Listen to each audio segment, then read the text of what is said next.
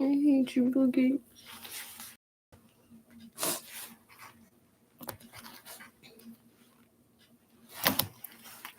43, not bad. Oh, freak out.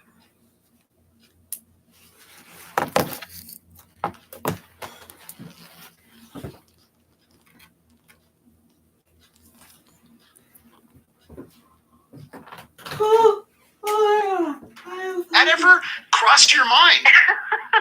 Well, I think that when you start your profession and you devote to this type of disease in the young ones, it's a reflex that you might have, but it's more complex than that. You know, we have a lot of refugees in Canada. We have first and second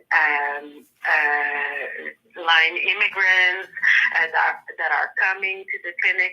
Some patients, the parents don't know it's cheap. It's everywhere. It's at the level of their eyes. They're stressed. They're in a hurry. They stop at the grocery. The kid gets nuts, and is on the floor crying to get those stupid candies. And you just want to go back and do the homework and cook something. So the parents will just grab things and buy peas most of the time. So of course we address that as clinicians with our nutritionists, and it's very important to tell them that once in a while we don't want to demonize sugar, but sugar doesn't have to be present every day and many times per day. No, but it does. You need sugar in your body. I'm genuinely surprised about. Go back to my childhood. When I was growing up in elementary and high school, we immigrant Greek parents. I had immigrant Greek parents. We could never, like, going to McDonald's, going out, fast food. That would never happen. My mom cooked everything, and when I was in school, it was it was the rich kids, right? It was the students, their parents. They had a lot of money. They would eat the McDonald's, and I'm eating spanakopita. And the other kids are having, stuff. And so it was like, it wasn't the immigrant families. It was the immigrant families that were, hey, we're going to cook our own food. So it just seems like everything's almost flipped on that end. Absolutely. And what we see in terms of data across Canada is that, the budget of grocery shopping is going down in every family. Why? Because the electronic budget is going high. So parents have, most of them have no choice.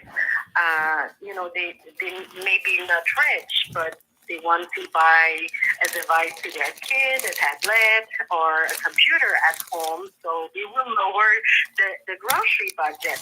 And when you have less budget at the grocery, you're going to buy ultra-transformed food, and because it's cheaper and it's always on sale, and it's always, the first thing you see when you go in the grocery store.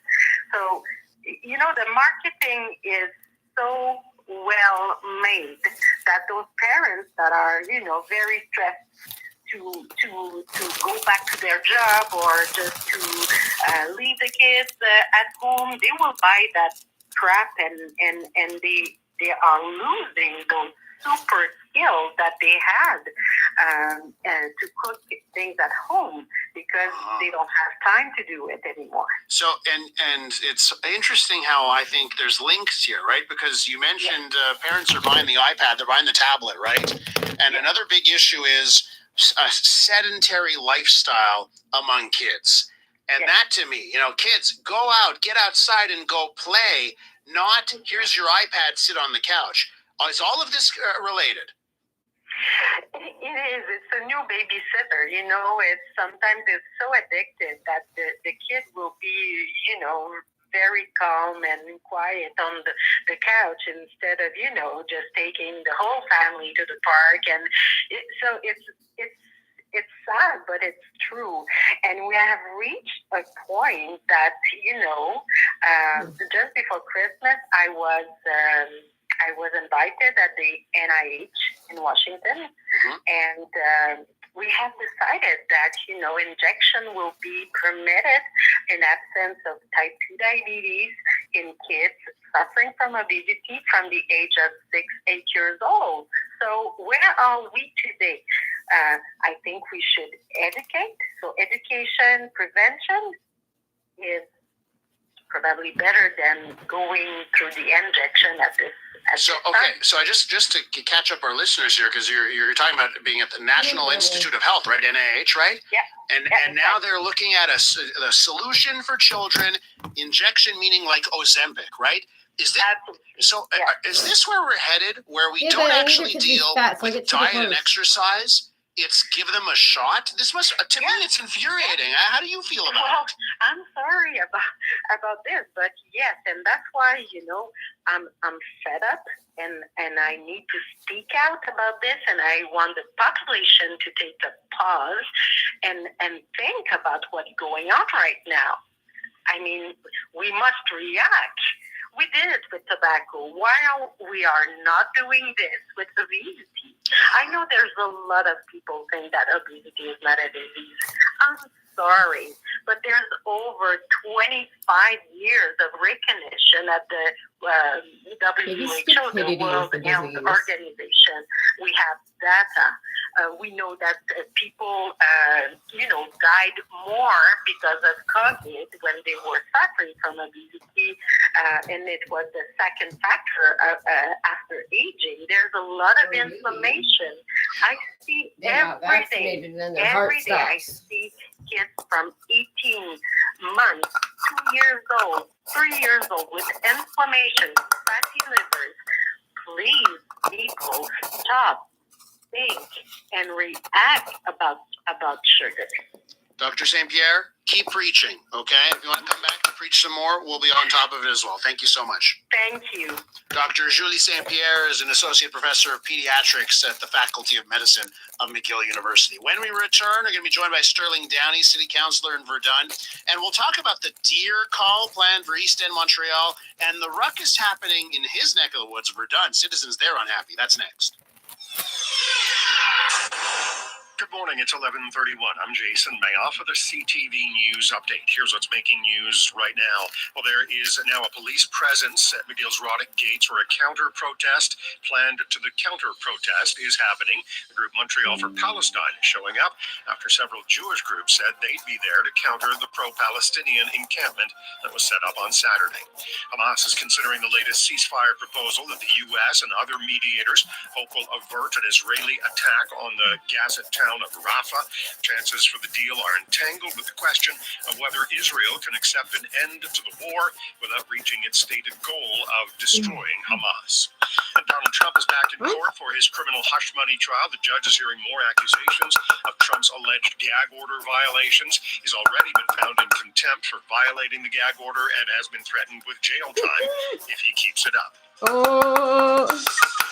With the latest from the CJAD 800 Traffic Center, here's Debbie Marcellus. We have an accident, Highway 20 eastbound at First Avenue, and that's causing some major congestion on the eastbound 20 from 55th Avenue. 13th southbound backs into the airport tunnel. Also 13th south at Henry Barassa. We have a stalled vehicle eastbound Trans-Canada into DeCary, slows at Cavendish, and northbound DeCary heavy from Turcotte up to the Metropolitan. Sluggish on Highway 20 westbound Curiosity, holding things back from Angrignel through Ville St. Pierre and out to the South Shore Champlain Bridge from Gaeton-Auberge as you merge into one lane, or rather two lanes on the Champlain Bridge toward the South Shore for road work on the REM, and they're doing road work at the Victoria Bridge. It's closed toward Montreal until after the rush hour. Until May 8th at Super C, blueberries and blackberries are only $1.77. Who can say no to half-price blueberries? Only at Super C. Traffic and transit every 15 minutes on CJAD 800. Your next report at 11:45.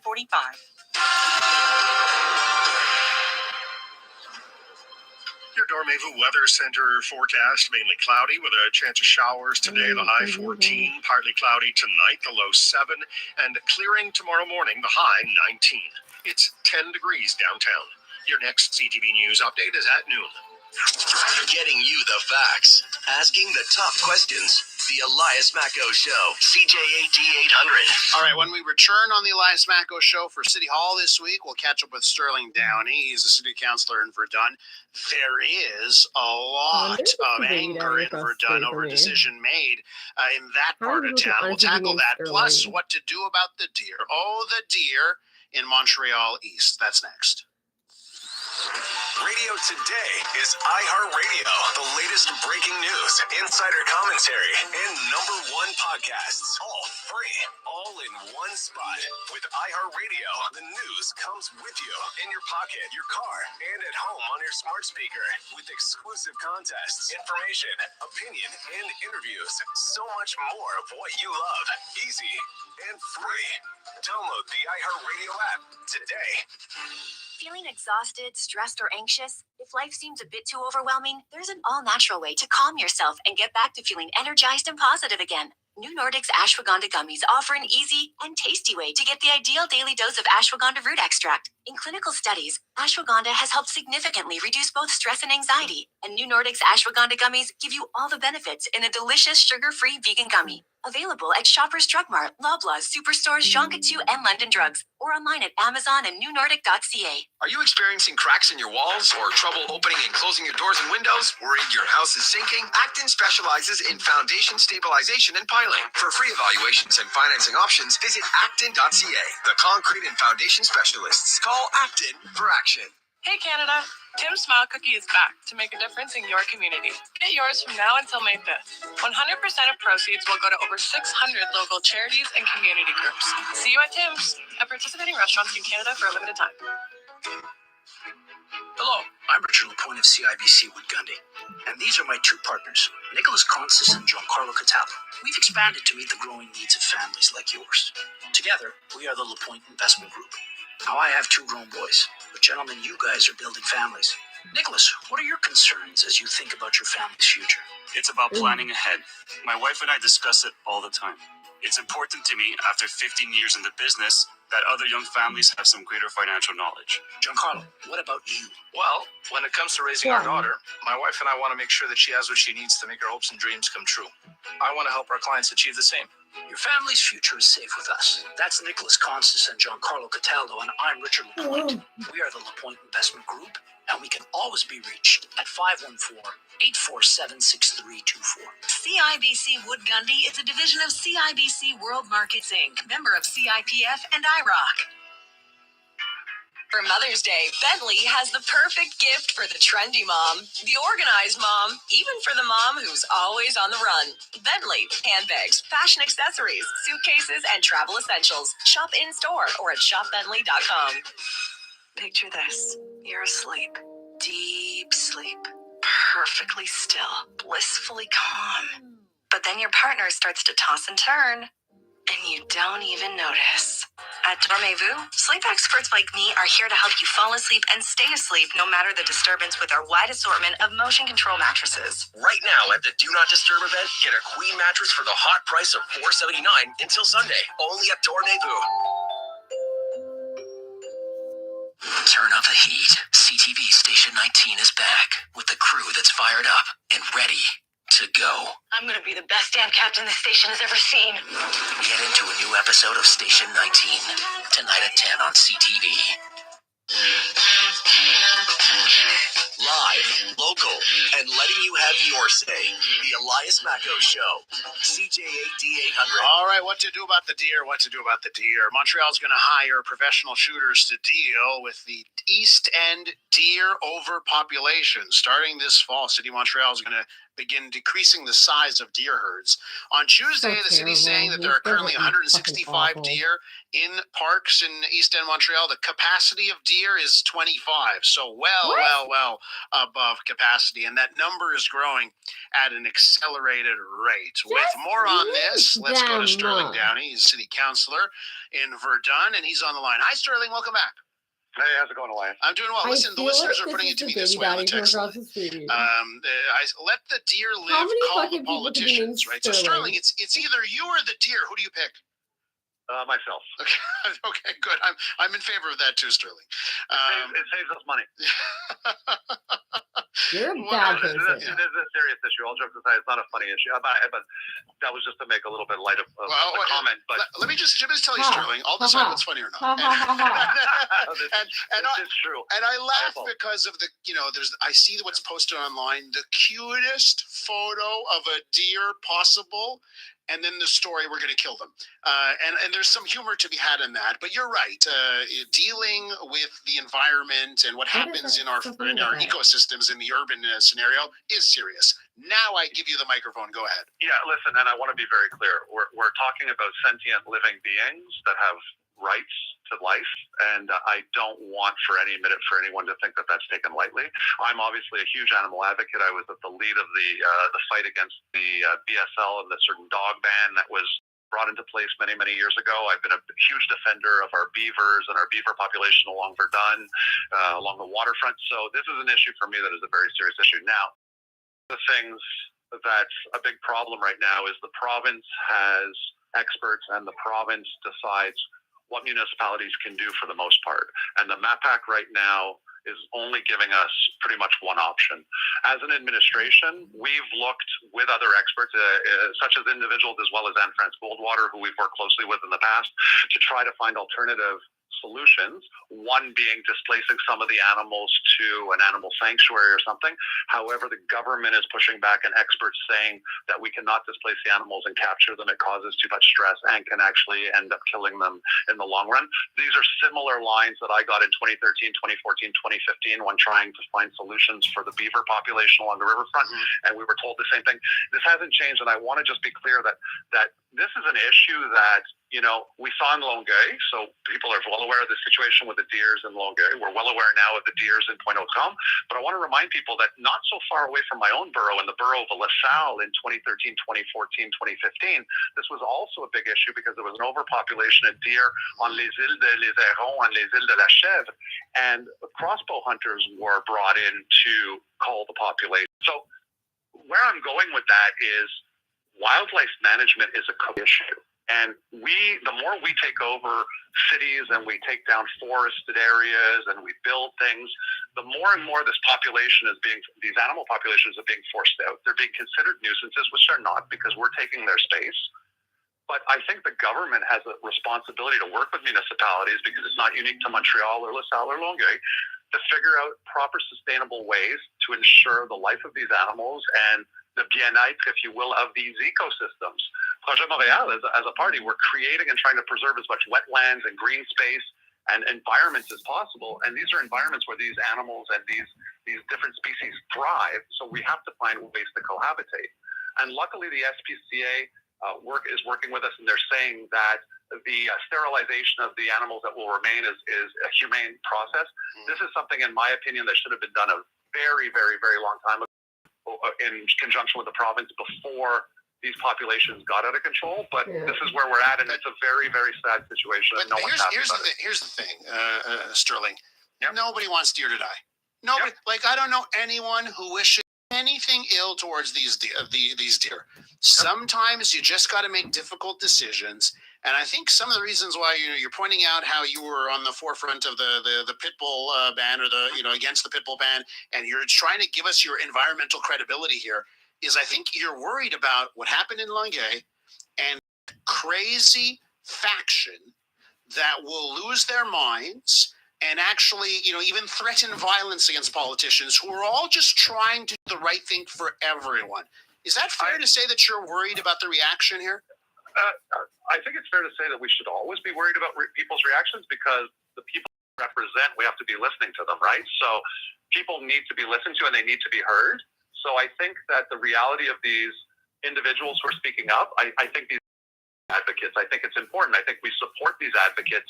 But like you said, there's difficult decisions and sometimes things that are way out of our control.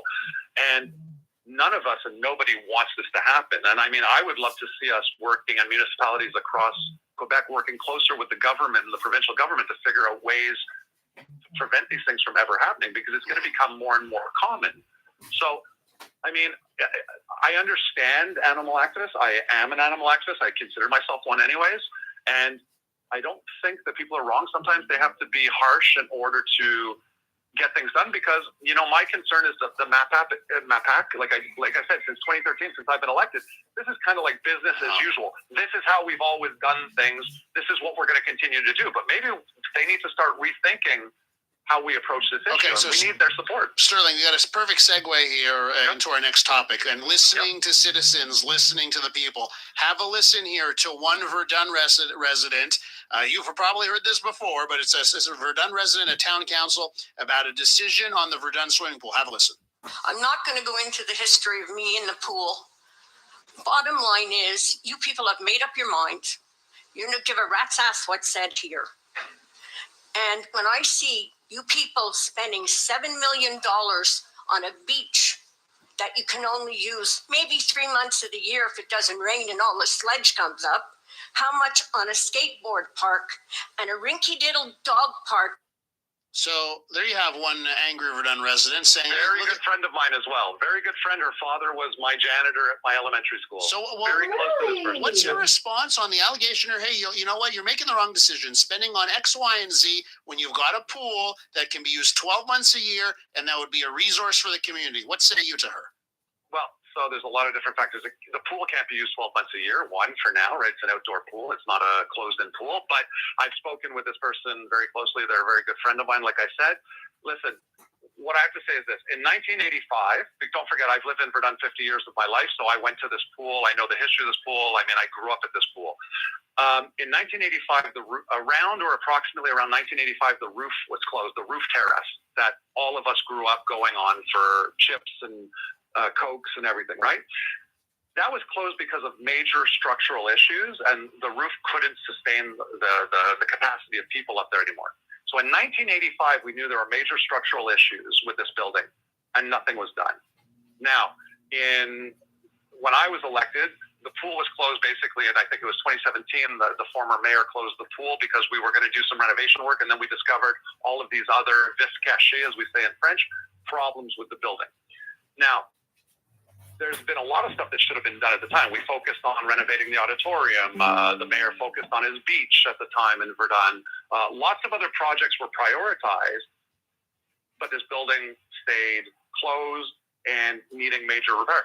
We didn't hold any public consultations. We didn't present anything to the public back then. We never had any public hearings or anything where we could speak with people and say, here's the situation, what should we all do? So I'm glad that we did this. I'm proud as a Verdunner to say we brought to the attention of the community. There is a severe issue and we're facing very, very difficult challenges. What does the population think we should do? What we did the other night was we presented what we're being told right now. There are still options on the table, but we needed and felt that the community needed to come out and express themselves to see collectively as a community what the solutions are and what we can do for the building. And there are a lot of solutions, I think, personally, that are still on the table. And I know our team in Verdun, our elected officials, have discussed this issue at length. Mm-hmm. And I think that we we have some interesting options. Again, it's now to see if the city center and other people will get on board and we can do this. But there are ways to preserve the history of this building. And contrary to some of the kerfuffle or some of the panic that was sent out in the media and on social media by maybe some former colleagues who maybe were seeking some sort of attention, we are not before therapy. And the mayor was very clear about that. Sterling? The community will have its say. Sterling, we will keep track of that as my text message line lights up over this historic building. People are very passionate about it. Sterling, they can reach out to me. I'm their counselor, and I am happy to meet with them and talk with them about this and clarify any misinformation that's out there. Reach out to that man right there, Sterling Downey. Sterling, thanks so much. Thank you, Elias. Have a great day, guys. Sterling, of course, city councilor in Verdun. When we return on the Elias Macko Show, we head straight to McGill University campus, get an update on the situation there with CTV Montreal's Matt Grillo. We do traffic right here, right now. It's 11:48, and we say good morning to Lauren Glazer. Having a tough time northbound 15 now. Starts to left. Andre runs up to the top. Carry. Southbound, the Carry also has delays from the top to Queen Mary. Southbound 15, it's a busy drive now through Nuns Island. Westbound side of the 20, difficult on Grignon to Norman. On the eastbound side of the 20, we did have an earlier accident at first. Has been moved down. Still pretty busy before 55th. Westbound side of the Met, delays there between P9 and the Carry interchange. Eastbound side of the Tecan, losing time Avenue St. Charles to the Latorte. Again, Cavendish back to the Carry interchange. At Sports Experts and Atmosphere, the Spend and Get event is here. Get a $25 promo card when you spend $125 on new arrivals. Details in store. Let us know what you see on the roads. Call in your tips to star 800. Your next report at noon. Show 97.7 is Montreal's home for rock and roll. 60 minutes of non-stop rock throughout your workday. The spirit of rock. Show 97.7. This hour of the Elias Macko Show is brought to you by houseI. With the NHL playoffs in full swing, the Sudbury Blueberry Bulldogs are back when the puck drops on the third season of the Crave Original series, houseI, on Friday, May 24th. Gratian Scaff celebrates the sunny season with a second pair as a gift. Until July 29th, get a second pair free when you purchase the first pair. It can be prescription sunglasses or simply a second style. Chez Saint Laurent Optician. Details and appointments on grace-scaff.com. This is What's on Montreal, powered by Tongay, your comfort zone. Let's get the weekend started right. Here are some ideas of what's happening around the city. Foodies, get ready for La Pizza Week. Until May 7th, you can take part by discovering the best slice right in your neighborhood. American a cappella group Straight No Chaser is bringing its Yacht Rock Tour to Montreal on Tuesday. Also on Tuesday, grab the kids and have a roaring good time at Dinosaur World Show at Place des Arts. It's the 17th Montreal Sketch Fest. Enjoy all things sketch comedy. It runs until May 11th at Théâtre Sainte-Catherine. Celebrate the richness of Japanese culture right here in Montreal. More than 20 restaurants and boutiques are participating. It runs Monday until May 12th. There's really something for everyone, so get out and enjoy. For What's on Montreal, I'm Lauren Fernandez. There's more at CJAD800.com. What's on Montreal, powered by Tongay, your comfort zone. At Hydro Solution, we install water heaters, charging stations, and even heat pumps. That's how we roll. We get it done. Get it done as in we deliver, we install, we remove, we screw in, we strengthen, we measure, we level, we pet your dog because he's so cute. We unplug, we reconnect, we assemble, we calibrate, we adjust, we test, we fasten, we pick up, and we only leave once all the work is done. Hydro Solution. We rent, we sell, we install. We get it done. All of it. Here's what's sitting in a $329 Milburger chair from IKEA sounds like. And here's what's sitting in a $179 Milburger chair from IKEA sounds like. Did you hear the difference? It's $150 less. Same great products, new lower prices. IKEA. Shop new lower prices on over 1,000 items today. Ooh, so many low prices. CJAD 800 presents Life Unrehearsed. Hi, I'm Matt Del Vecchio. This week, a special fundraiser for people with vision impairment, a sensational bereavement camp for children, and progress in the fight against ovarian and endometrial cancer. Life Unrehearsed at 4 on CJAD 800. Brought to you by Your transition support, specialists in home care and senior residences. There are all kinds of reasons a couple might be having trouble with intimacy. Men, especially, often feel like they're not up to the task of talking about it, that is. But that's the most important part. Talk about it with your partner and then book a consultation at elnasexualwellness.com. Help is available, always with respect and discretion, in DeCary Square and on Boulevard St. Joseph in Gatineau. Take a break from your usual online activity and visit elnasexualwellness.com.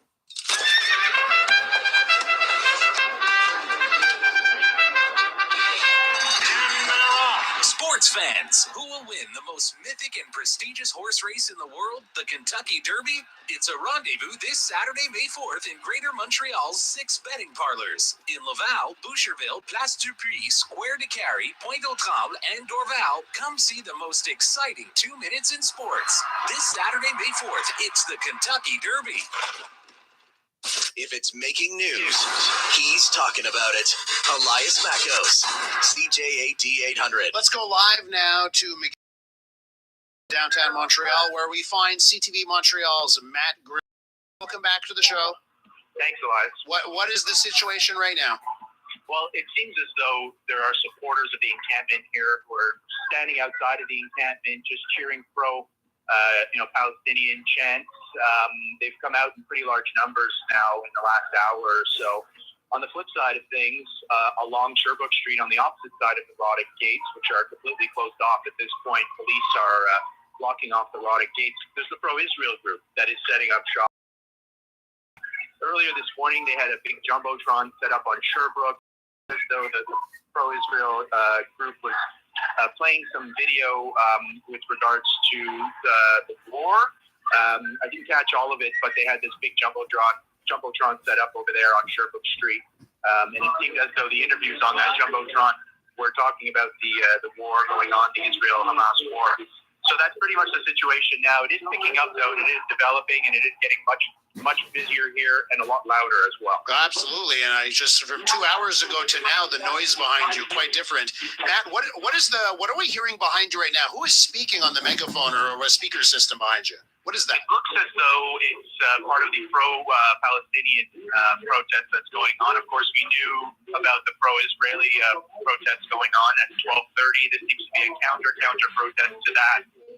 So it's a little unclear what he's saying exactly, but people are moving in closer and closer. And it seems as though they're moving closer to the encampment that's set up on the field here. So that's pretty much the latest. And we're expecting this situation to continue to develop because the counter protest with the pro-Israel group is expected to kick off at about 12:30, so they're getting organized as well. And that pro-Israel group is separated by distance, right across the street. Matt, is that the case? Yeah, a distance and a gate as well, and a line of police officers, both on bike and on horseback as well. Okay, Matt, we'll be looking at your reporting all day long on CTV Montreal. I appreciate your time. Thank you. That is Matt Grillo, live from McGill University campus. Now, let me just turn our attention to south of the border here for a second, because Joe Biden, U.S. President Joe Biden, spoke about the situation in his country. And as the United States, whether it's at Columbia or on the West Coast at UCLA, we have seen some incredible images of police being brought in, taking down encampments and arresting protesters. President Biden touched on what's happening across his country on university campuses. Here's what he had to say. So let me be clear. Peaceful protest in America. Violent protest is not protected. Peaceful protest is. It's against the law when violence occurs. Destroying property is not a peaceful protest. It's against the law. Vandalism, trespassing, breaking windows, shutting down campuses, forcing the cancellation of classes and graduations. None of this is a peaceful protest. Threatening people, intimidating people, instilling fear in people is not peaceful protest. It's against the law. Dissent is essential to democracy, but dissent must never lead to disorder or to denying the rights of others so students can finish the semester in their college education. Look, it's basically a matter of fairness. It's a matter of what's right. There's the right, but not the right to cause chaos. People have the right to get the right to get a degree, the right to walk across the campus safely without fear of being attacked. But let's be clear about this as well. There should be no place on any campus, no place in America for anti-Semitism or threats of violence against Jewish students. There is no place for hate speech or violence of any kind, whether it's anti-Semitism, Islamophobia, or discrimination against Arab Americans or Palestinian Americans. It's simply wrong. There's no place for racism in America. It's all wrong. It's un-American. I understand people have strong feelings and deep convictions. In America, we respect the right and protect the right for them to express that. But it doesn't mean anything goes. It needs to be done without violence, without destruction, without hate, and within the law. You know, make no mistake, as president, I will always defend free speech. And I will always be just as strong in standing up for the rule of law. That's my responsibility to you, the American people, my obligation to the Constitution. Thank you very much. That's U.S. President Joe Biden speaking about the situation across his country on university campuses. I will say this as we wrap up this edition of the Elias Macko Show. You know, we have not heard. Now, the situation is different. If we look at what's happening north of the border, yes, there is an encampment at McGill University. Obviously, what we just heard behind Matt Grill, boisterous, the loudest we have heard it in these 6. So something clearly is changing there with protest and counter-protest and counter-protest scheduled on this day. But as I look across the country here, and University of Toronto, there's an encampment that has also started on the grounds of the U of T, as they call it. At a certain point, it's going to be up to our political leaders to start to say something. And for the most part, we haven't heard anything. I just want to point this out earlier today in Quebec City.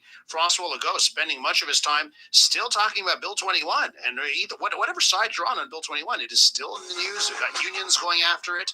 Back and forth on that. That was his focus with the media this morning. Not hearing anything from him on that. We have to leave it there for today's show. Keep it locked to CJAD. Of course, Montreal Now is coming up between 2 and 6 with Aaron Rand. I'm sure there'll be plenty of coverage on the situation at McGill on that show. I want to thank Lola Calder and I want to thank Jay Farrar. They're in Master Control putting together the show today. Thanks so much, guys, for all of the hard work on this one. I'll be back at it on Friday. We got one more day in the week for Elias Mackos and the rest of the team here. Have a great rest of your afternoon. Let's get you over to Jason Mayoff. This newscast brought to you by 1-800-GOT-JUNK, making it easy to get rid of unwanted junk. All you have to do is point. Call 1-800-GOT-JUNK or visit 1-800-GOTJUNK.com.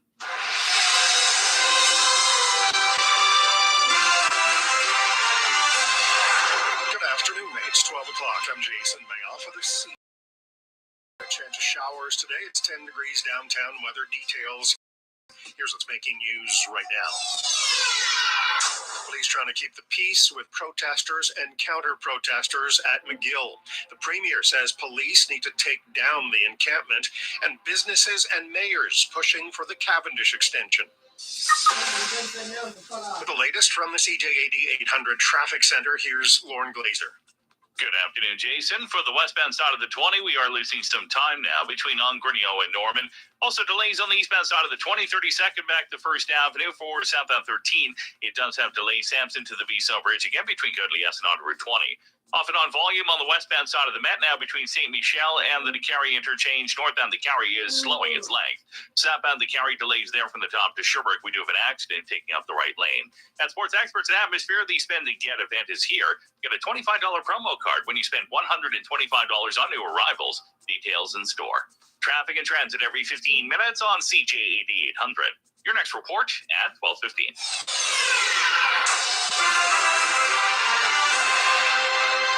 There is a heavy police presence at McGill's Roddick Gates to prevent any clashes as several groups show up to protest today. Jewish groups plan to counter-protest to the tent encampment that was set up on Saturday, and then the group Montreal for Palestine decided to hold their own counter-protest to the Jewish one. Is with Montreal police. We don't want any confrontation. That's our main goal because want anyone to get injured.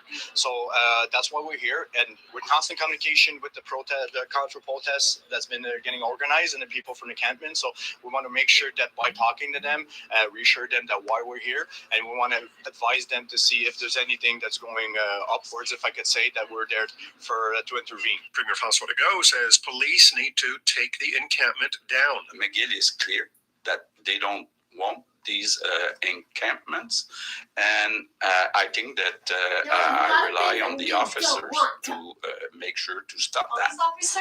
Police officers. Are you asking police to do? Can I do something about that? No. Dismantle encampments. But he says police should make their own judgment on the right time to move in. U.S. President Joe Biden is speaking out about the escalating protests on college campuses there. Biden spoke from the White House today. Let me be clear. Peaceful protest in America. Violent protest is not protected. Peaceful protest is. It's against the law when violence occurs. Destroying property is not a peaceful protest. More than 100 people were arrested last night at UCLA in Los Angeles. About 300 were arrested earlier in the week in New York. While Montreal Business Group is getting support from mayors for its push for the Cavendish extension. The Business Alliance for Cavendish wants the extension in short order, as it promised. Senator Mayor Alan JAD 800's Elias Makos today.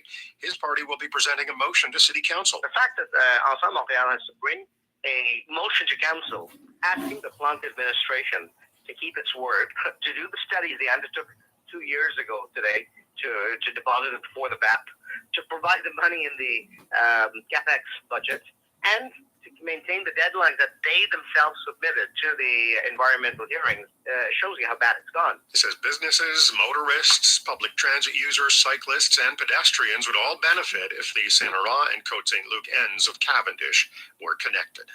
For more news, go to CJAD800.com or download the iHeartRadio app.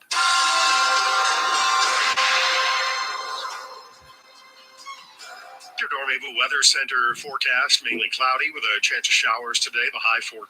Partly cloudy tonight, the low 7. And clearing tomorrow morning, the high 19. It's 10 degrees downtown. For all the news during the day, stream us on your smart speaker. Just say play CJAD 800. Your next CTV News update is at 12:30. Inspiring Entrepreneurs by BDO Canada is celebrating its 15th season, delivering wisdom and valuable advice every week. For our season finale, it's Ricardo Larrivée, chef and co-founder of Ricardo Media, how he went from radio technician to a national lifestyle brand, building a media empire, and practically taking over part of a major grocery chain. Join me, Dan Delmar, on BDO Canada's Michael Newton for the season finale of Inspiring Entrepreneurs, Saturday at noon on News Talk Radio CJAD 800, then on iHeartRadio or wherever you find your podcasts.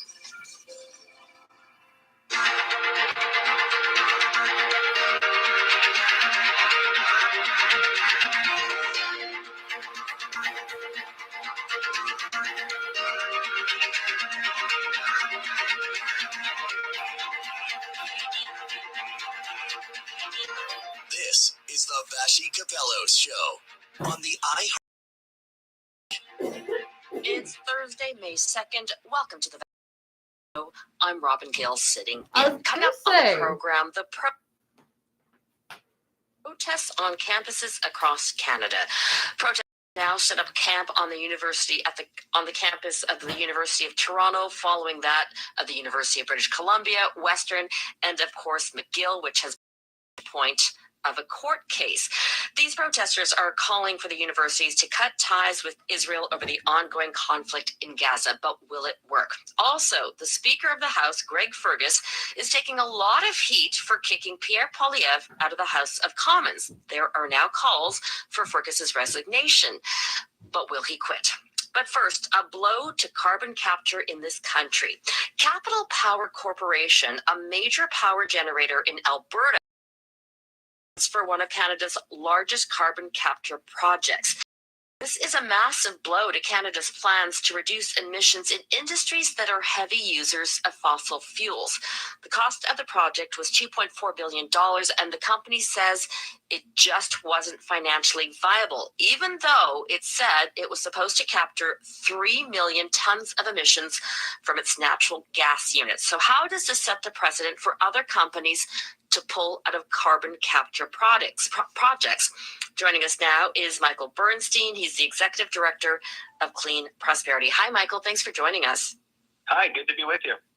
Listen, on the one hand, the company says that carbon capture and storage is technically viable, but on the other, that it's too expensive. Is this a huge mistake on the company's part?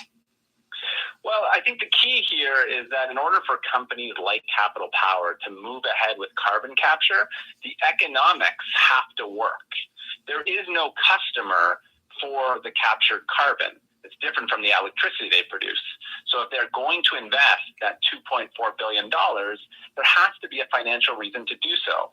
So what I think the real lesson here is that we have to have policies strengthened by the federal and provincial governments in order to ensure actors like Capital Power will move ahead with these projects going forward. So is this basically setting up a fight with the feds to get some public dollars or some tax breaks or subsidies? Well, actually, the best way to go about this is to leverage the industrial that is already in place in Canada. That carbon price is scheduled to rise to $170 a ton by 2030. And once it reaches that point, the economics of projects like this carbon capture project pursued by Capital Power will pencil. In other words, they will make financial sense. The challenge we have today is that those companies are uncertain whether that carbon pricing system is going to remain intact and whether the rules are going to continue to strengthen the way they're intended to. So really what we're dealing with is uncertainty, and that uncertainty doesn't necessarily require more public dollars. In fact, I would suggest it shouldn't involve more public dollars. What it requires is just more stability of climate policy. And there's ways the federal government or indeed a provincial government could provide that stability. There's policies like carbon contracts for difference, for example, which is essentially a form of insurance that is provided that says we will keep these policies the same, and if we don't, you company have an insurance that we will pay you for making a change on you unexpectedly. Michael, you talked about the fact that there may not be a financial incentive for this company. Is it naive to think, though, that there should be just basically some corporate social responsibility here? Well, I think there are companies who are moving ahead voluntarily with emissions reductions, but when we're talking about large-scale investments like this $2 billion plus investment, I do not believe it is realistic to think companies are going to move forward and put that amount of money on the table out of the goodness of their heart. Yes, they should be good corporate citizens, but we should also be making sure that the economic incentives, the business cases there for companies, not just this one company, but companies all around the country are going to invest in the decarbonization we need, that Canada needs, to achieve. I think certainly it's nice to have voluntary commitments from companies. I think realistically, to have that deep systematic change in society that we need, we've got to have policies in place that motivate them to do so. If you're just tuning into the Vashi Capello Show, I'm Robin Gill sitting in. We're talking to Michael Bernstein about Capital Power Corporation. This is a major power generator in Alberta, which has scrapped plans for one of Canada's largest carbon capture projects. Let's talk about the fact that this is coming out of Alberta. Does this give further support to Alberta Premier Daniel Smith's war on Ottawa when it comes to carbon policy? Actually, I think this is one of the areas where Premier Smith and the federal government should be aligned and should be able to work together. The Premier Smith, that is, in Alberta, has talked a lot about carbon capture being an integral part of Alberta's decarbonization strategy, and it also is something that can attract a lot of low-carbon capital. I mean, this one project would have seen over $2 billion in investment. If you get a more wide-scale industry being built up around carbon capture, you're going to see many tens of billions of dollars invested in the province. So, in fact, I would hope that this would be an area where the two governments, federal and Alberta, could find a way to work together to get some of these projects built. Michael, do you worry that this sets a precedent for other heavy emitters to pull out of commitments to lower emissions or even invest in them?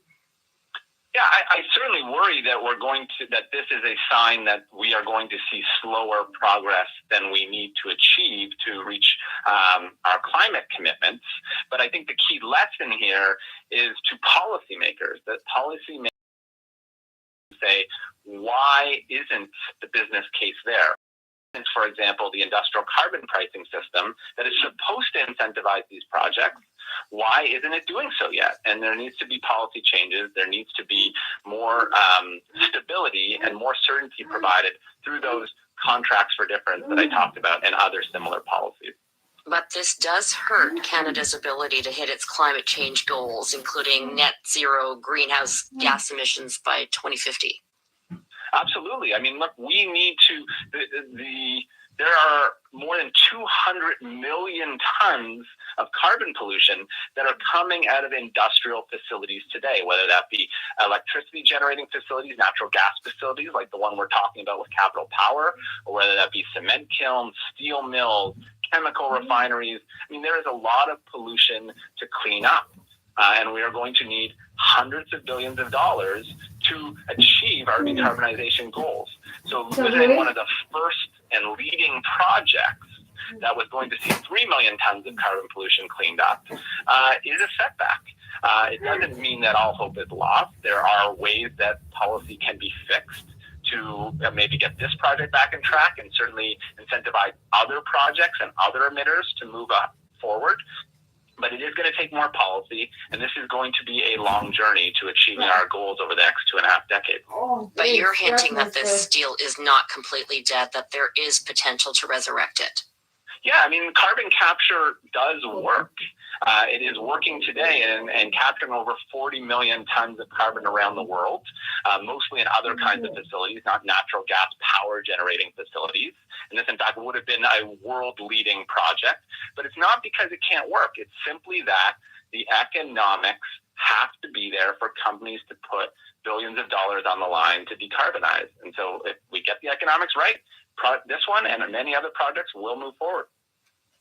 Are you suggesting that good planning?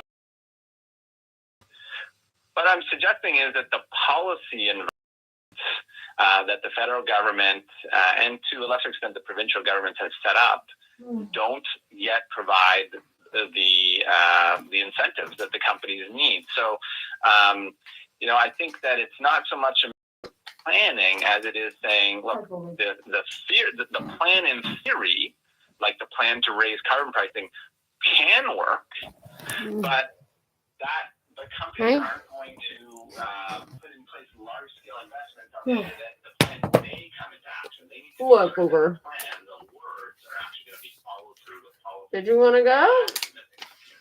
Okay, Michael Bernstein is with Clean Prosperity. Thanks, Michael. To the face. We're going to talk about the federal budget and whether inflation can actually be cut with the cost of that heavy budget. I'm Robin Gale, sitting in for Vashi Capellos.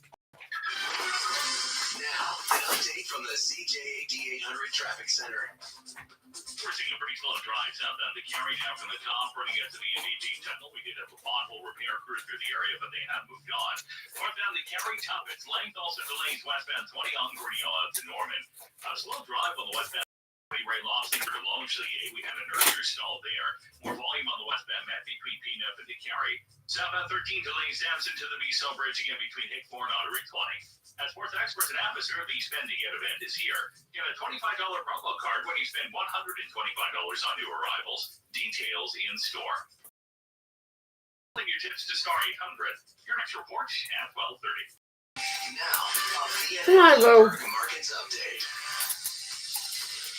Canada's S&P TSX Composite Index was up by about 1/4 of a percentage point in the late morning Eastern Time. U.S. stock markets were also higher. Shares of BCE, the telecommunications giant, fell by 2% in early trading. BCE reported quarterly financial results that included modest profit growth, and the company characterized the market for wireless services as competitive and featuring more discounted pricing from carriers. BCE owns B&M Bloomberg and this radio station. Air Canada says it sees healthy demand for summer air travel. The air carrier also says more of its flights arrived on time, with on-time performance improving by 13 percentage points. In 2023, Air Canada had the worst on-time performance of any major North American airline, according to an industry research firm. B&M Bloomberg. So Dan, how's life in the fast lane? Not great. I've lost control. Are you hitting the brakes? My internet's out of gas. No worries. We'll just watch the race on your TV. Bit of a bump in the road. I don't even have sports channels. Shit. Burn, buddy. Sorry for the false start. I'm driving on empty. Switch to Bell and get 500 internet. Your favorite TV channels, including sports and crave, for only $89 a month. Visit bell.ca to check availability. Bell. Switching just got better. What do you do when you hear ads announcing sales on mattresses and sleep essentials? 50% off! Big sale now! Head to Dormez-vous. Our unmatched buying power means great prices on top brands. And with our unbeatable price guarantee, we'll beat competitive prices by at least 5%. If you shop anywhere else, you're paying too much. Ask a Dormez-vous sleep expert for details on our unbeatable price guarantee today and start sleeping better now. While you're focused on this voice talking to you here, or here, or right here. We're way over here! Desjardins Business is focused on 400,000 businesses around you. For over 120 years, our dedicated teams have been there for local entrepreneurs, providing guidance every step of the way so they can focus on what matters most, growing their business. For Mother's Day, Bentley has the perfect gift for the trendy mom, the organized mom, even for the mom who's always on the run. Bentley handbags, fashion accessories, suitcases, and travel essentials. Shop in store or at shopbentley.com. Whether you're renting out a downtown condo, a cottage, or an ancestral home, in Quebec, no matter what kind of rental property you have, a registration number is mandatory. Be sure to get your number, include it wherever your property is listed, online or off, and make sure your registration certificate is clearly in public view. It's the law. Learn more at quebec.ca/hébergement touristique. A message from the gouvernement de Québec. Hey, Turkey, I'm talking to you, Turkey. Who, me? The things you can say when you order Subway 6-inch turkey sub for only $4.99. You turkey. I feel like you might be talking A to... delicious classic sub that you talk the way you love and the excuse to say, what a turkey. Again, feels Of like... all the turkeys out there, you're a beaut. Well, that's nice. Talking to the sub, Brian. Subway 6-inch turkey sub for only $4.99. Only at Subway? Yes way. Price and participation may vary. Extra tax and delivery addition. Expires June 23rd, you turkey. Attention all home buyers, incredible news. Baldwin Condos and Penthouses in Dollar Desormo offers a mortgage rate of just 3.99%. That's right, 3.99%. Our units boast the largest size in the area with amenities like a spa, terrace, gym, and children's park. Secure your dream home today at 3.99%. Learn more at condosbaldwin.ca. Conditions apply. Limited time offer. Visit sales office for details. This is CJAD 800. No. For best of audio and a list of podcasts, go to CJAD800.com. Go for a walk now? Yeah, you're awake?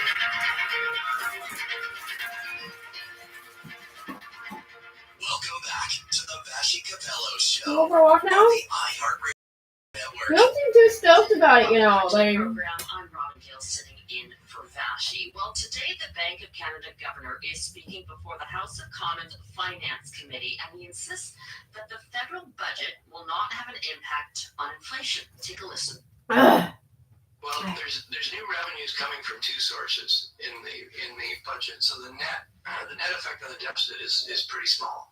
So there's new revenues coming from stronger forecast for GDP, more GDP, more revenue, and then new fiscal measures, the most important being the most significant being that higher inclusion rate of gains. So again, if you look at the fiscal track, it really hasn't changed very much. Yeah, that capital gains issue is a big one and a big controversial one. It's been geared to address the affordability crisis for young generations. But the question is, does it actually hit the middle class who may have a secondary property to support these younger generations, these family members who may potentially be needing these extra properties as down payments for themselves? I want to bring in Mustafa Asghari, who's the chief of the Institute of Fiscal Studies and Democracy, to talk about what about the budget. hang on.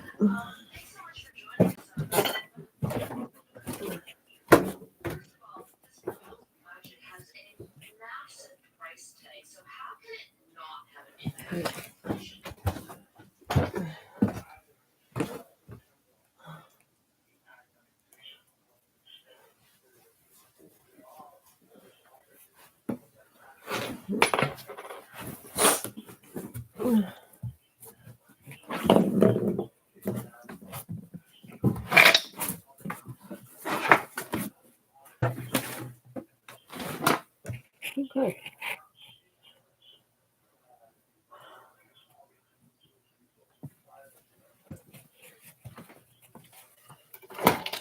Let us assess the damage.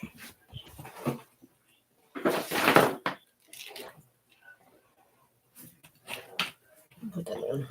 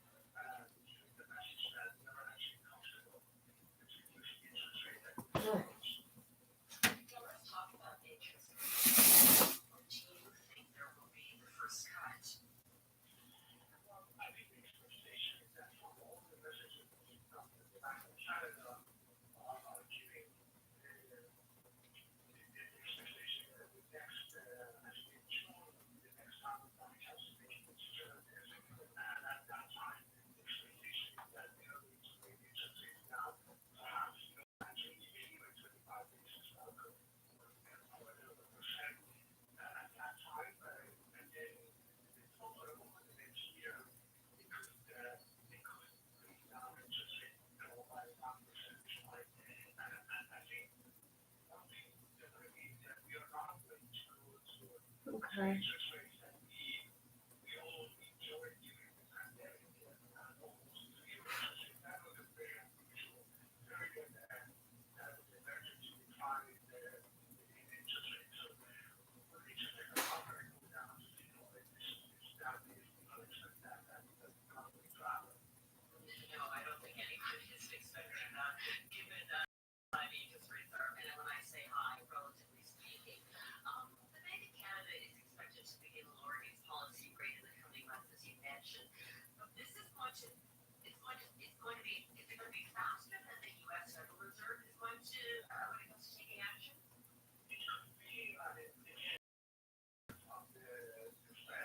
I don't even know what to do.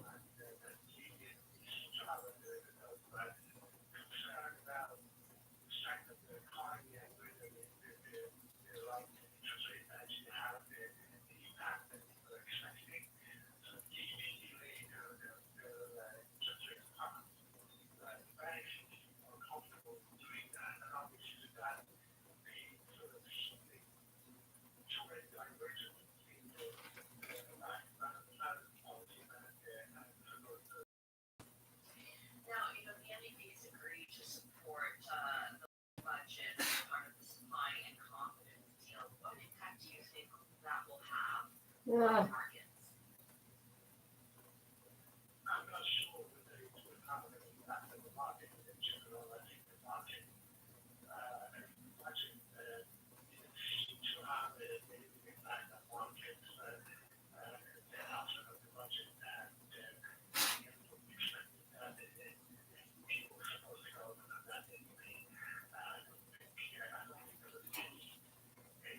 Okay.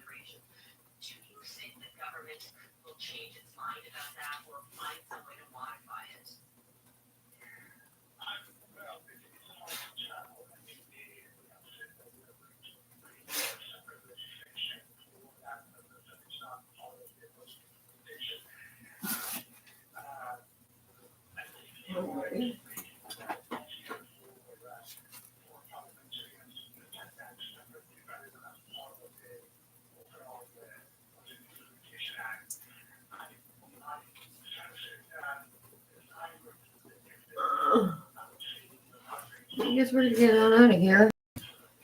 Fuck that. Huh?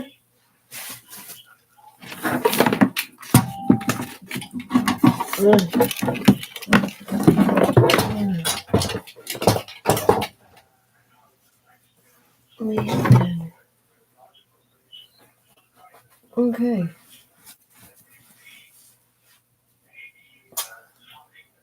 Well, I'll be going in there anytime soon.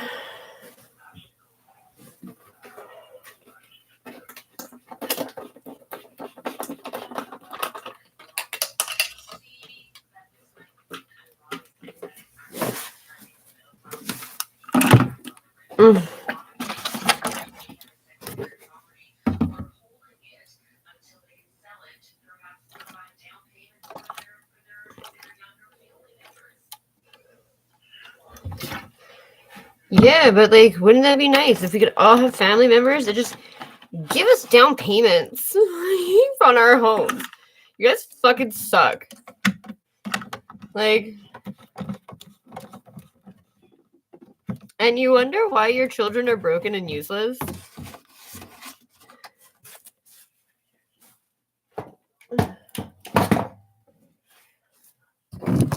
Like, you don't fucking let your kid ever fucking do anything on their own. You're constantly paying for your kid's shit.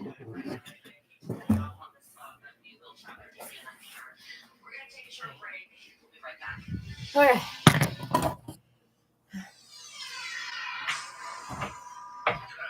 It's 12:30. I'm Jason Mayotte with the CTV News Update. Here for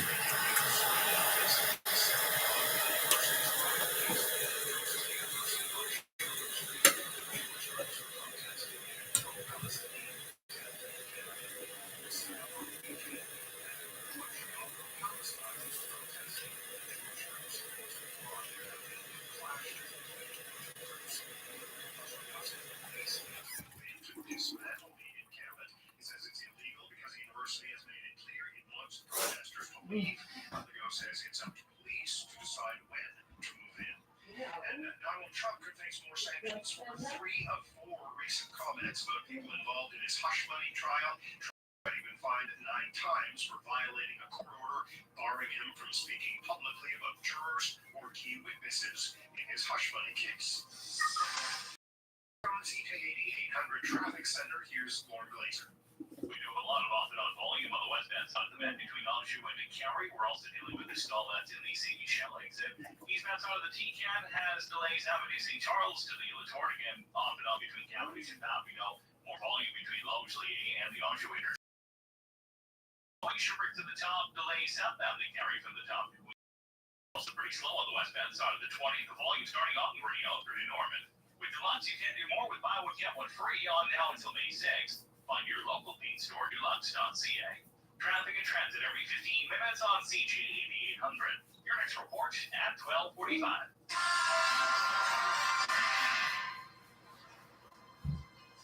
Your Normal Weather Center forecast mainly cloudy with a chance of showers today, the high 14. Partly cloudy tonight, the low 7. And clearing tomorrow morning, the high 19. It's 11 degrees downtown. Your next CTV News update is at 1 o'clock. Include news. A former PQ leader, a former cabinet leader of the opposition, Jean-Francois Lisée, David Hurtado, and Tom Mulcair. Three political heavyweights. Three differing points of view. Weekdays at 5:05 on CJD 800. Brought to you by Guaranteed Industries. Tune up your air conditioning equipment before the heat hits. Guaranteed Industries, Montreal's air conditioning experts. 514-342-3400 or visit guaranteedindustries.com. Feeling exhausted, stressed, or anxious? Life seems a bit too overwhelming? There's an get back feeling energized and positive again. New Nordic's offer an easy and tasty way to get the ideal daily dose of ashwagandha root extract. In clinical studies, ashwagandha has helped significantly reduce both stress and anxiety. And New Nordic's ashwagandha gummies give you all the benefits in a delicious sugar-free vegan gummy. Available at Shoppers Drug Mart, Loblaw, Superstore, Shopkins, and London Drugs, or online at Amazon and newnordic.ca. The Vista Private Retirement Residence is located in the dynamic Moncton Village of Montreal, in close proximity to cafes and restaurants, bakeries, and art galleries. Style of living. The residence is pleased to invite you to the show, which will take place on Friday, May 10th at 2 p.m. The event is free, but places are limited, so reserve yours now at 514-483-5300. 483-5300. The Vista, a cozier retirement home. The Arctic is calling, and it's closer and easier than you think. Welcome aboard the polar bear expedition. Yes, the Arctic can be a round trip on a private charter from Montreal to Churchill, Manitoba, the polar bear capital of the world. Join us November 16th, the only Quebec polar bear expedition in 2024. Seeing polar bears in the wild is the day trip of a lifetime. Book your seat today at goldstarcanada.com. Your adventure awaits. David, your concrete is still in good condition. Why don't you have injections? GeoFix, the expert in concrete lifting. Fast, cost-effective, and durable everywhere in Quebec. GeoFix.ca. Add some warmth and life to your home with Shopkico. Save over $5,000 on a Stu's Peat Fire 95. It offers high-performance heating and will dazzle flames. Then start raising urban chickens. Get discounts at Upwool Express to buy the starter kit and everything you need to keep your chickens happy and healthy. Find these and other great local deals at shopkico.ca. Restaurant Petros Taverna, mouth-watering Greek cuisine near you. Jobs, grilled octopus, a Montreal favorite now. Fun, including waterfronted machine. Restaurant Petros.ca. Welcome back to the Vashi Capello Show on the iHeartRadio Network. Hi, everyone. It's Robin Gill sitting in for Vashi Capellos, who is off New York, where Donald Trump is on trial, accused of porn star Stormy Daniels during the 2016 presidential campaign. Today's hearing is focused on whether the former president violated a gag order that prohibits him from talking about witnesses and jurors. And Eric Ham joins us now. He's CTV's U.S. political analyst who has been honestly been watching every legal act Donald Trump these days. But let's talk about the prosecutor and arguing that these violations are threatening the integrity of the trial. Explain that argument. Well, we have seen Donald Trump since the beginning of this trial go after everyone, including the judge's own door. Certainly saved a lot of his fire for the judge. What we do know is that Donald Trump has made inferences, or at least tried to place himself at the center of this trial, particularly when it comes to witnesses, because we know Donald Trump has had comments where he had said something to a potential juror where he was admonished. Reasons why they do not actually announce who their witnesses are going to be is for the very fact that they believe that Donald Trump will then make it public about these witnesses and then will go after them. And of course, that could make it very difficult. As we know, Donald Trump's supporters have been prone to really engage in a we have seen from many of these witnesses.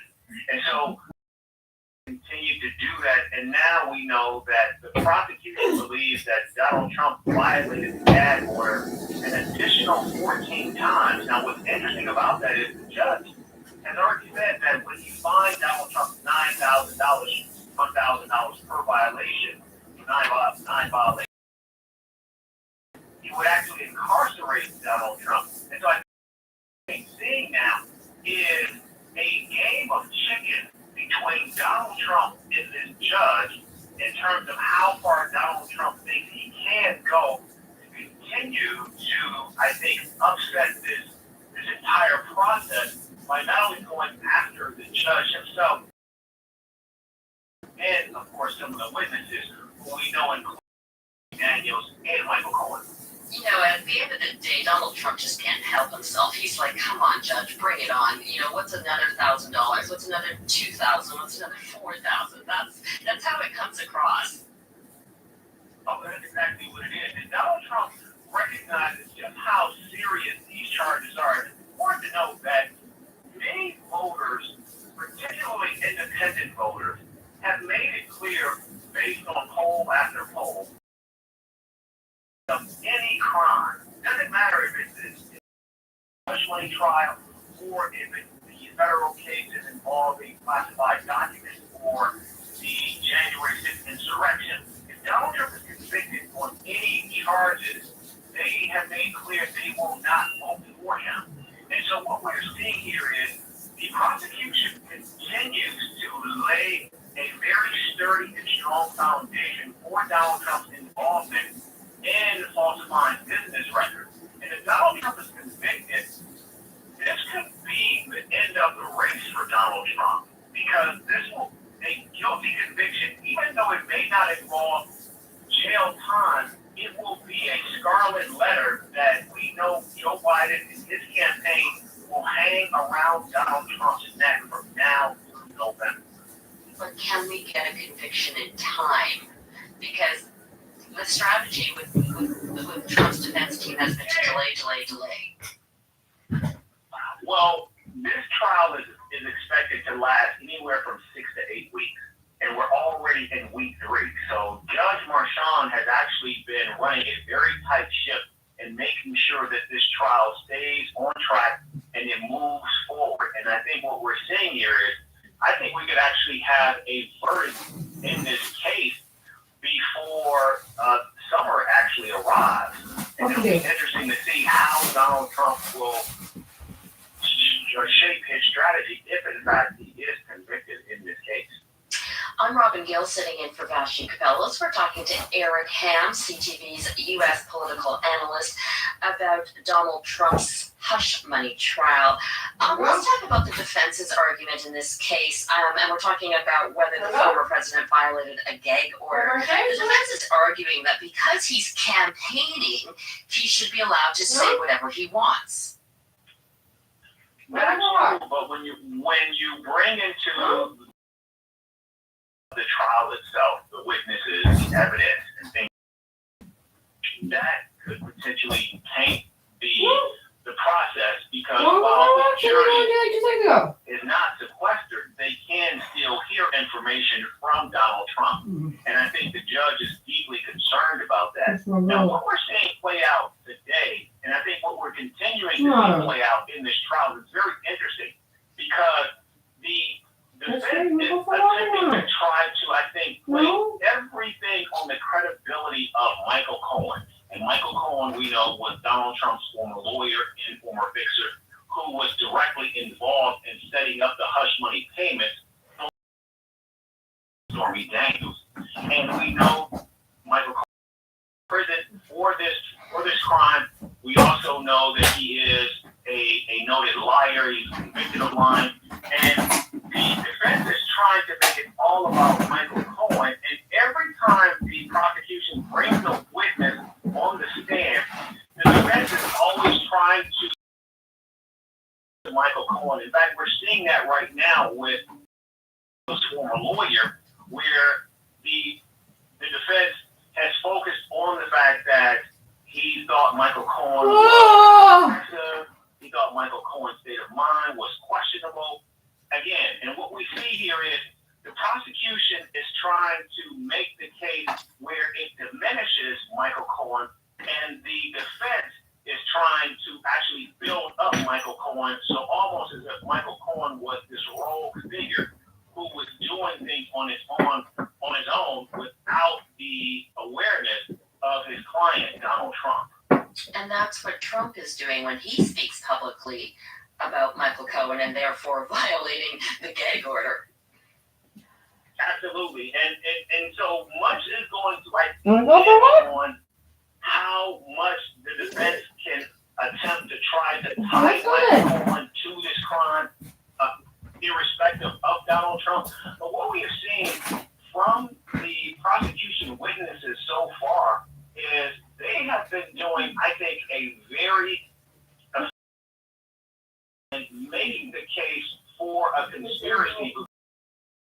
We saw in the beginning of this case where the defense started out focusing on how Donald Trump was concerned about his family, looking after his family, and immediately with the first witness, David Pecker, the former CEO of the National Enquirer, he literally debunked all of that, thanking Donald Trump, or Donald Trump thanked him for killing stories. He thanked him for the hush money payments. He thanked him Daniels and Karen McDougal stories. And I think there is the prosecution has, I think, elevated its credibility with the jury. It's unclear if the defense has been able to do the same. Of course, time will tell, and there's still more time left in this trial. So you think that the prosecution is going to win this case? Well, I said there's far more. That's much more time. A trial, we're talking a 6 to 8 week trial, and just like a political campaign, there are ebbs and flows. And so right now, I do believe momentum is with the prosecution. But of course, all of that could change. And again, the defense still has time, another perhaps 3 to 5 to really turn this case around. But right now, what we're seeing is the prosecution has been very effective, I think, in establishing not only Donald Trump's state of mind, but also Donald Trump's motivations for why this entire process played out and unfolded the way it did. All right, Eric, take a short pause, but when we come back, we're going to talk Dan Riskin. I'm Robin Gill, sitting in for Vashi Capellos. Now, an update from the CJAD 800 Traffic Center. We do have some delays on the westbound side of the 20 between Ongrio and North, and also delays on the eastbound side of the 20, 32nd at the First Avenue. Southbound 13, it's a slow drive. Sampson to the 20. Off and on volume, westbound side of the Metline, Port Air change. Also delays for northbound to Cary shortcut to the top. Southbound to Cary, some slowdowns from the top to Van Horn. Also delays southbound 15 through Nuns Island. Get 20,000 points at Farmer Free when you open your PC Optimum app, shop, scan, and earn. That's a $20 value. Starts Friday. Conditions in app. Let us know what you see on the roads. Your next report at 1 o'clock.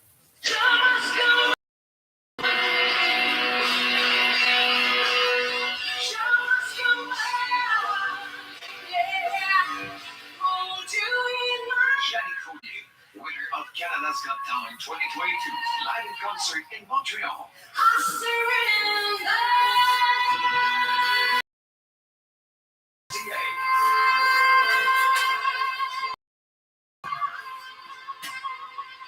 Catch Under One Roof MTL every Sunday at noon right after the Trivia Show. Join Robin, Brendan Martin, and LJ along with their special guests as they demystify the rules of real estate and mortgages. Under One Roof MTL, brought to you by Brendan Martin Mortgages and LJ Realties, exclusively on CJAD.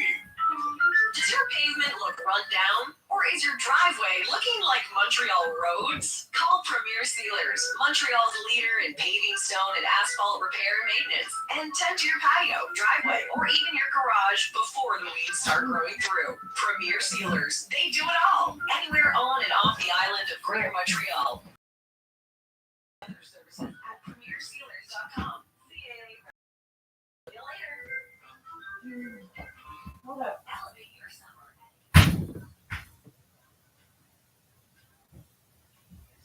Training for all ages. Whether a beginner or enthusiast, they have a program for you. Register at Ballet West, spelled OUEST.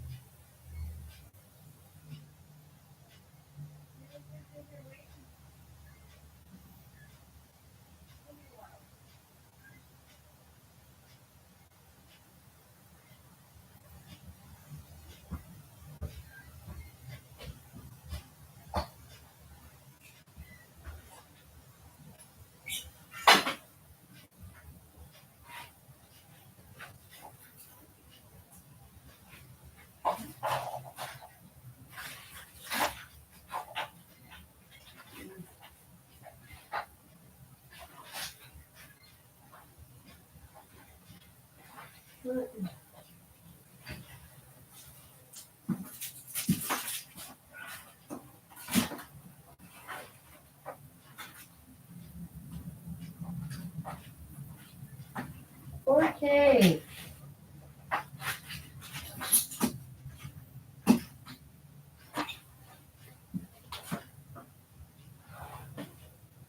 Really?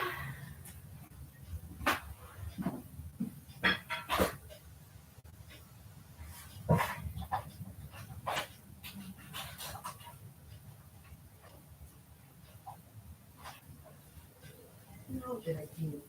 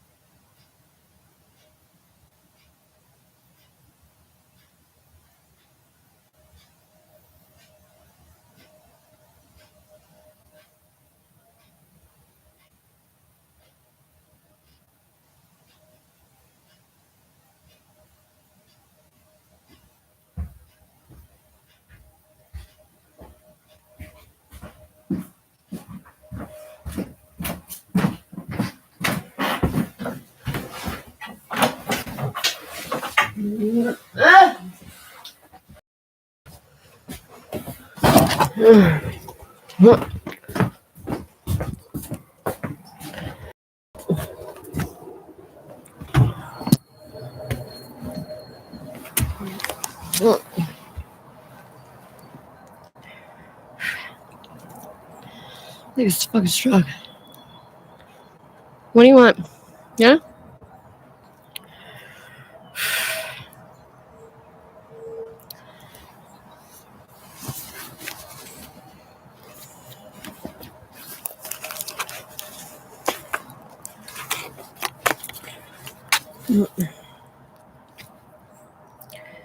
I super don't feel good.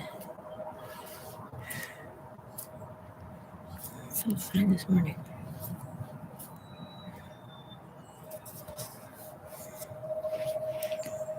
Cancel.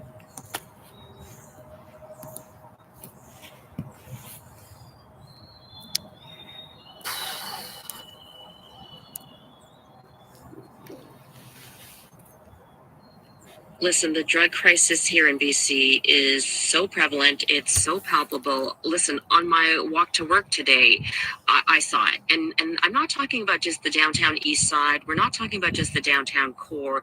This is spreading out to suburban areas, to the nicer parts of Vancouver and BC. You mean Victoria? It's really quite troubling. And when you talk to people, they really just don't want to see it. And that's, I think, the big issue. Yo shit, Sherlock. It's fucking horrific. Like, when people miss a vein, fucking big bloody mess. When it comes to a pilot project there, are they going to walk this back themselves, or the whole idea of it? Well, I think it's important to sort of differentiate. I think there's been a lot of money in the water, I suppose, I would say, on this issue. Like, the BC walk back refers to specifically public spaces. When you talk about people not wanting to see it, or you don't want your children exposed to it, or Yeah, it's disgusting. workers being concerned about this happening. I don't think anyone is suggesting that the decriminalization It should be normal. together. People are doing it in the privacy of their homes or in safe. They shouldn't be doing it at all. Consumption sites, and so I think the Conservatives have sort of leaned onto this issue as decriminalization should be stopped. I don't think that's what advocates and healthcare workers and the BC NDP are saying. Toronto has said that they legalize it or decriminalize it in public spaces. So I don't think it would go as far as what the BC NDP is trying to walk back now.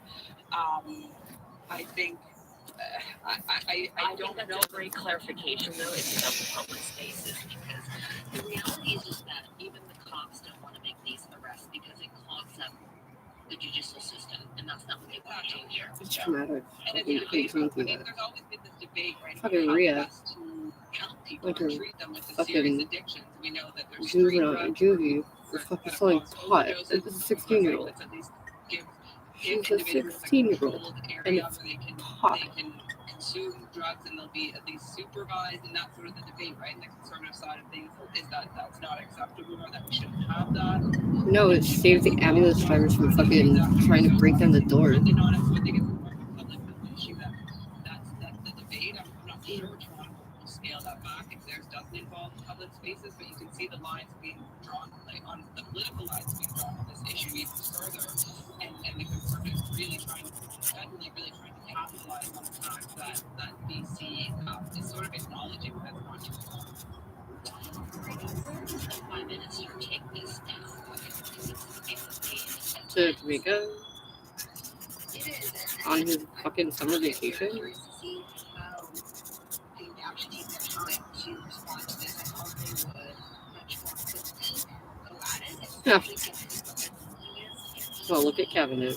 And I think this actually ties into why we saw that big change in tone in the House of Commons yesterday, because since Monday, the Conservatives had focused squarely on this issue in question period, and the Liberals have not wanted to talk about it, and they went from saying we're going to take our time, we're reviewing, sort of defending the policy, but not directly, to yesterday, after that very bad day in the House of Commons on Tuesday, acknowledging that the public is opposed to this policy, acknowledging that there are public safety concerns, and the Prime Minister seemed to say that they would accept these requests, which is a matter of sorting out how to do it.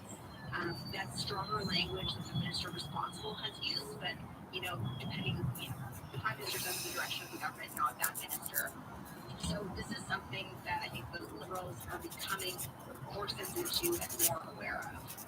I think the Addictions Minister has been very cautious on this, because the pilot project was only a year into a 3-year idea, a 3-year concept, right, Robert?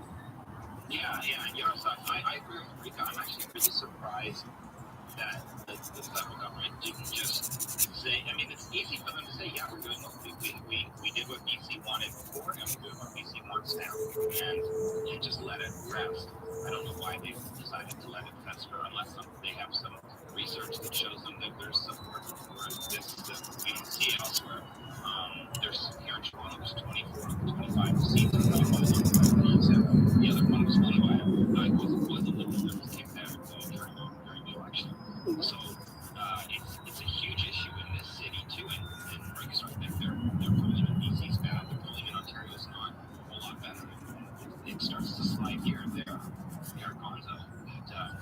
I think in a year and a half. So I'm actually surprised that Yaris has this leisurely pace that she's taking on this one. Or you want to weigh in on this?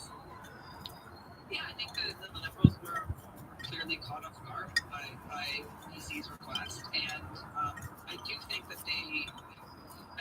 that they don't want to have such a reactive approach that it sort of has the opposite intended result, where all of a sudden the whole thing is shut down and more people start dying. I think they are very conscious of how sensitive and nuanced and scary this issue is, and they just don't want to put a step wrong in reversing something that could have dire consequences. And I'm not saying the consequences of not reversing it aren't dire either. I think they just don't want to make any mistakes on this one, where it is such a critical issue of life and death, and so I think they're just very, very cautious about how they're going to approach it.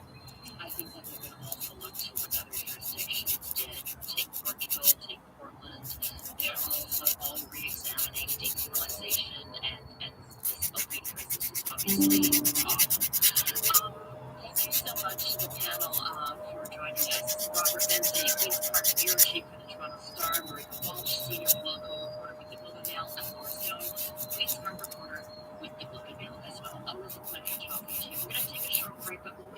back. Those protests on campuses right across Canada are hurting students on both sides of the conflict. I'm Robin Gilson in Professional Fellows. That's basically what we do. Renovating? Go with the consumer's choice for all your renovation needs. Call Renovco 514-856-9993 or visit Renovco.com. Good afternoon. It's 1:30. I'm Jason Mayo for the CTV News Update. Here's what's making news right now. Tensions are high, but there's been no violence at McGill where Jewish groups are protesting the pro-Palestinian tent encampment, and the group Montreal for Palestine is protesting with Jewish groups. Heavy police presence on Sherwood Street at the university's main gates. Premier Houswanigo is asking police to dismantle the tent encampment set up 6 days ago. He says it's illegal because McGill has said it doesn't want them there. Houswanigo isn't giving a timeline to take it down, saying police should choose the right time to move in. And some business leaders, backed by mayors, have formed a coalition to demand action on the Cavendish extension. Details of the long-awaited road addition were noticeably absent from Montreal's announcement last week about the development of the old components. The Business Alliance for Cavendish will hold its first news conference tomorrow. The latest from the CJAD 800 Traffic Center. Here's Laura Blazer. We're seeing slowdowns southbound 13 now between Sampson and the B-Zone Bridge. We did have a stall through the area, but it has been moved out. Westbound side of the 20, it's difficult to cut to north and also delays northbound to Cary from Sugargum to the top. Southbound to Cary delays now to the top to go St. Catherine. Also some volume southbound to Bean through North Island. Bumping on volume on the westbound side of the band between Lac-Roder and leaving Cary interchange. I give for you a chunk of two until May 15th at $555 in regular price cosmetics. Never seen a brand beach bag. Details at chunk2.com. Traffic and transit every 15 minutes on CJAD 800. Your next report at 1:45. The Normandy Weather Center forecast mainly cloudy with a chance of showers today. The high 14, partly cloudy tonight, the low 7, and clearing tomorrow morning, the high 19.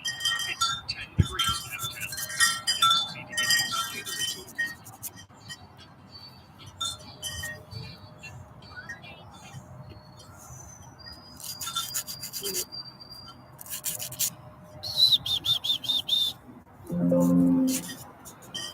Every 2 fucking seconds, what a fucking device is fucking dying.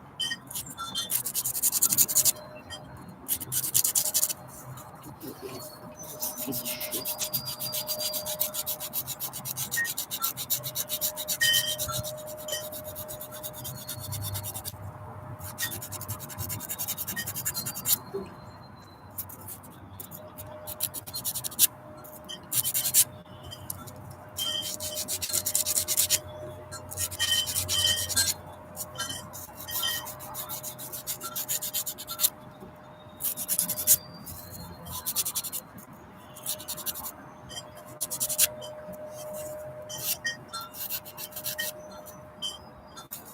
Come on, Bobby.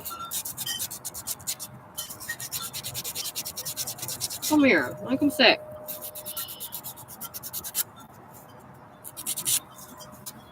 Where are you going? Ooh.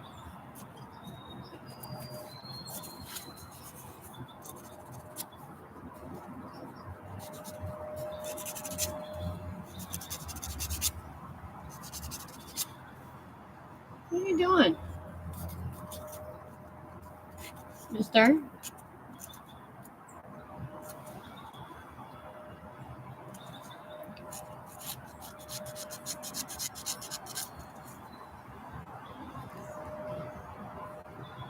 Of the State of Israel. You are invited to show your solidarity with the people of the State of Israel on Tuesday, May 14th at 11 a.m. at Place du Canada, corner on Renée-Levesque and Peel. Win airfare for two to Israel. Contest rules, free transportation schedules, and event information are available at israelcelebration.ca. See you all on May 14th at Place du Canada. Please help us spread the word. Am Yisrael Chai.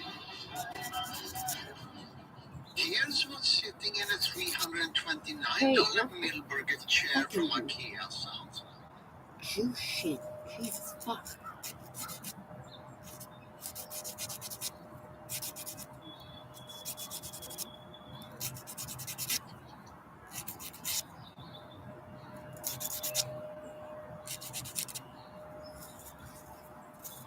you doing, Bobby?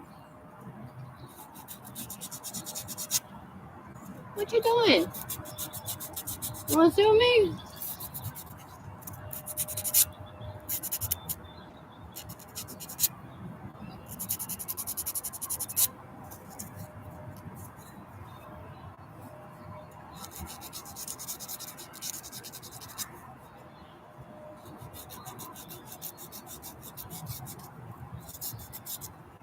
Hi. Hey, yo.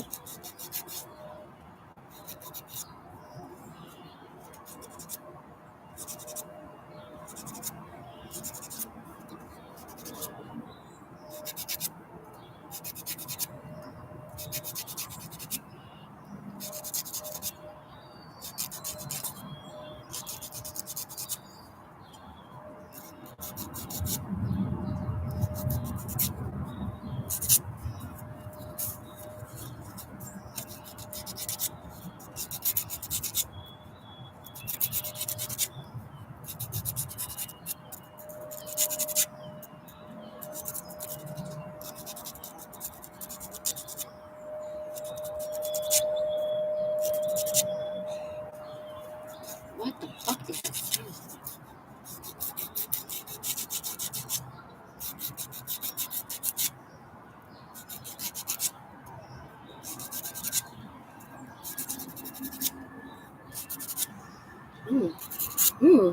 For coffee.